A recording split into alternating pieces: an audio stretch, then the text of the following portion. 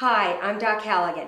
Today, I'm going to teach you how to brush your pet's teeth, and that's going to extend their life. Trust Doc Halligan, she's the vet. So this is what happens when you don't brush their teeth. Their teeth will essentially rot out. All that bacteria that sits on your pet's gums gets into their bloodstream, and that gets into their heart and their kidneys and their liver, and that leads to premature organ failure. And everyone says, oh doc, it's so hard to brush my pet's teeth.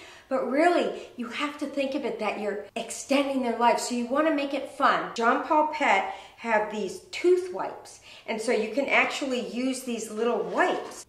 You can use them on your own teeth if you want. They taste good because I've tried them myself.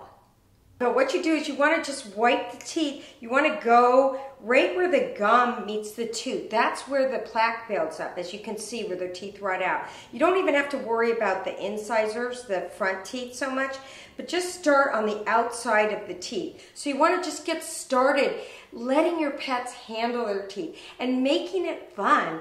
Oh, isn't this fun? Oh my gosh. And then if you are having fun, they're having fun. Meow. Then you can progress to the finger cut. The same principle, you want to go in and just start just using the brush along where the gum meets the tooth. That's where they build up the most tartar. You don't have to worry so much about the front of the teeth or the inside.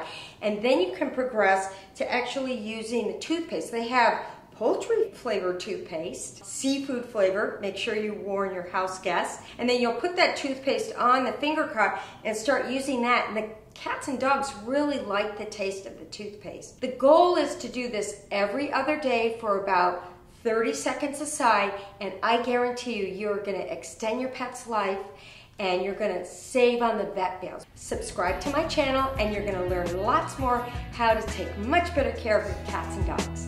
Trust Doc Halligan, she's the vet.